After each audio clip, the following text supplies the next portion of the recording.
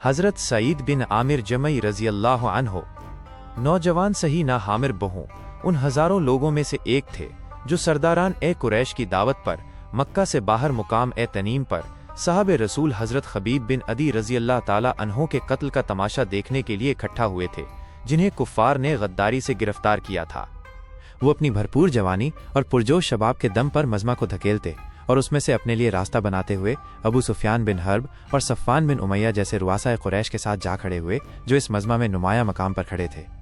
इस तरह उन्हें इस बात का मौका मिला कि वो कुरैश के कैदी को देख सकें जो वहाँ तख्ता-ए-दार पर लाया गया था, जिसे कुरैश की औरतें, बच्चे और जवान धकेलते हुए मौत के मैदान की तरफ ला रहे थे, ताकि उसे कत्ल करके मोहम्मद सल्लल्लाहु अलैहि वसल्लम से इंतकाम ले सकें और जंग बदर में मारे जाने वाले अपने अजीज व अकारिब का बदला चुका सकें। जब ये ज़बरदस्त हुजूम अपने कैदी को लिए हुए उस जगह पर पहुंचा जो उसके कत्ल के लिए बनाई गई थी, तो नौजवान सईद बिन आमिर एक जगह रुककर हुजूम के दरमियान से हज़रत खबीब को देखने लगे। उन्होंने देखा कि खबीब को तख्ता-ए-दार की तरफ ले जाया जा रहा है। उन्होंने औरतों और बच्चों की चीख पुकार और शोर गुल के दरमियान से उभरती हुई खबीब की वो बावकार और पुरसुकून आवाज़ सुनी जो उनके पर्दे समात से टकराई थी। अगर तुम लोग चाहो तो कत्ल से पहले मुझे 2 रकात नमाज पढ़ने का मौका दे दो। फिर सईद ने देखा कि खबीब बिन अदी ने किबला रू होकर 2 रकातें पढ़ी। आह, कैसी हसीन और कितनी मुकम्मल थीं वो 2 रकातें। फिर उन्होंने देखा कि खबीब ने ज़ुआमा कुरैश को मुखातिब करते हुए कहा, वल्लाह अगर मुझे ये अंदेशा न होता कि तुम मेरे मुताल्लिक इस बदगुमानी में मुब्तला हो जाओगे कि मैं मौत से डर कर नमाज को तूल दे रहा हूँ, तो मैं और लंबी और इत्मीनान के साथ नमाज पढ़ता। फिर सईद ने बचश्मे सर अपनी कौम के लोगों को देखा कि वो जिंदा ही खबीब का मुसलाह कर रहे हैं, उनके अज़ाए जिस्म को यक़बात दीगरे काट रहे और साथ ही साथ ये भी कहते जाते हैं, क्या तुम ये बात पसंद करोगे कि इस वक्त मोहम्मद तुम्हारी जगह यहाँ होते और तुम इस तकलीफ से निजात पा जाते? तो खबीब ने जवाब दिया और उस वक्त उनके जिस्म से बेतहाशा खून बह रहा था, वल्लाह मुझे तो इतना भी गवारा नहीं है कि मैं अमन व इत्मीनान के साथ अपने अहल व याल में रहूं और उनके पाँव के तलवे में एक कांटा भी चुभ जाए। और ये सुनते ही लोगों ने अपने हाथों को फजा में बुलंद करते हुए चीखना शुरू कर दिया, मार डालो इसे, कत्ल कर दो इसे। फिर सईद बिन आमिर की आंखों ने ये मंजर भी देखा कि खबीब ने तख्ता-ए-दार ही से अपनी नजरें आसमान की तरफ उठाते हुए कहा, अल्लाहुम्मा महवहुम अददा वक्तुलहुम बिददा वला तुगादिर मिनहुम अहदा। खुदाया इन्हें एक एक करके गिन, इन्हें मुंतशिर करके हलाक कर और इनमें से किसी को न छोड़। खबीब बिन अदियास ने ये दुआ उस वक्त की जब मक्का के कुरैश उन्हें सूली पर चढ़ा रहे थे। उनकी दुआ के बाद उन्होंने आखिरी सांस ली और उनकी पाक रूह अपने रब के पास पहुंच गई। उस वक्त उनके जिस्म पर अनगिनत जख्म थे। कुरैश मक्का तो इस वाक़ये को भूल गए, लेकिन एक नौजवान सईद बिन आमिर जुम्ही इस मंजर को कभी नहीं भूल सका। वो जब भी सोता ख्वाब में खबीब को देखता और जब जागता तो ख्यालों में भी उन्हें ही पाता। वो हर वक्त उस मंजर को अपनी आंखों के सामने देखता कि कैसे खबीब सूली के सामने बड़े सुकून के साथ खड़े होकर 2 रकतें अदा कर रहे हैं। उनके कानों में हर पल खबीब की वो दर्द भरी आवाज़ गूंजती रहती जब वो कुरैश के लिए बद्दुआ कर रहे थे। उन्हें हर वक्त इस बात का डर लगा रहता था कि कहीं आसमान से कोई बिजली या कोई चट्टान गिरकर उन्हें हलाक न कर दे। खबीब की शहादत ने सईद को कुछ ऐसी बातें बताईं जो वो पहले नहीं जानते थे। खबीब ने उन्हें बताया कि सच्ची जिंदगी यही है कि इंसान हमेशा अपने सच्चे अकीदे पर कायम रहे और अपनी आखिरी सांस तक खुदा की राह में कोशिश करता रहे। खबीब ने यह भी बताया कि सच्चा ईमान कैसे हैरत अंगेज कारनामे अंजाम दे सकता है। खबीब ने सईद को एक और अहम हकीकत से आगाह किया कि जिस शख्स से उसके साथी इतनी मोहब्बत करते हैं वो यकीनन सच्चा रसूल और पैगंबर है। इस वाक़ये के बाद अल्लाह ने सईद बिन आमिर का सीना इस्लाम के लिए खोल दिया। वो कुरैश की एक सभा में गए और सबके सामने खड़े होकर उन्होंने कुरैश के बुरे कामों से अपनी नफरत और उनके झूठे माबूदों से अपनी बेजारी का खुल्लम खुल्ला ऐलान कर दिया।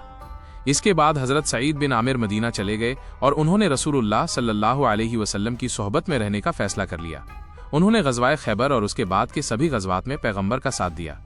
जब नबी करीम इस दुनिया से पर्दा फरमा गए तो हजरत सईद उनके दोनों खुलफा हजरत अबू बकर सिद्दीक और हजरत उमर फारूक के लिए एक तेज तलवार बन गए। उन्होंने अपनी तमाम जिस्मानी और नफसानी ख्वाहिशों को खुदा की मर्जी के सामने झुका दिया और एक सच्चे मोमिन का बेमिसाल नमूना पेश किया। रसूलुल्लाह सल्लल्लाहु अलैहि वसल्लम के दोनों जानशीन उनकी नसीहतों को बहुत ध्यान से सुनते थे।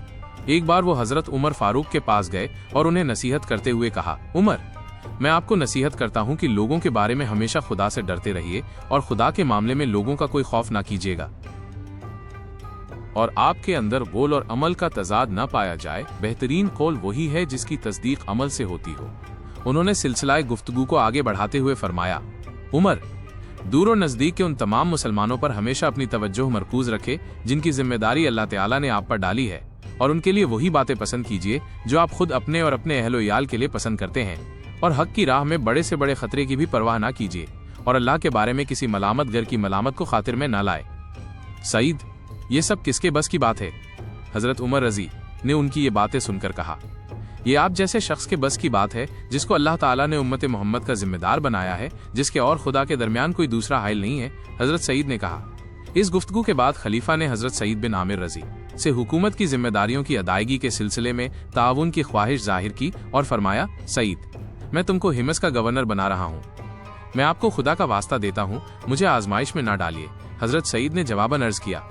उनका ये जवाब सुनकर हजरत उमर रजी ने कदरे खफगी का इजहार करते हुए फरमाया, खुदा तुम्हारा भला करे, तुम लोग हुकूमत की भारी जिम्मेदारियां मेरे सर डालकर खुद इससे किनारा कश हो जाना चाहते हो। खुदा की कसम, मैं तुमको हरगिज नहीं छोड़ सकता। फिर हजरत उमर रजी ने हिमस की गवर्नरी उनके सुपुर्द करते हुए फरमाया, मैं तुम्हारे लिए तनख्वाह न मुकर्रर कर दूं? अमीरुल मोमिनीन, मुझे इसकी जरूरत नहीं है, बैतुल माल से जो वजीफा मुझे मिलता है वो मेरी जरूरियात से फाजिल है। हजरत सईद ने कहा और वो हिमस के लिए रवाना हो गए। इसके कुछ ही दिनों के बाद अहले हिमस के कुछ काबिल एतिमाद लोगों पर मुश्तमिल एक वफ्द हजरत उमर रजी की खिदमत में बरियाब हुआ।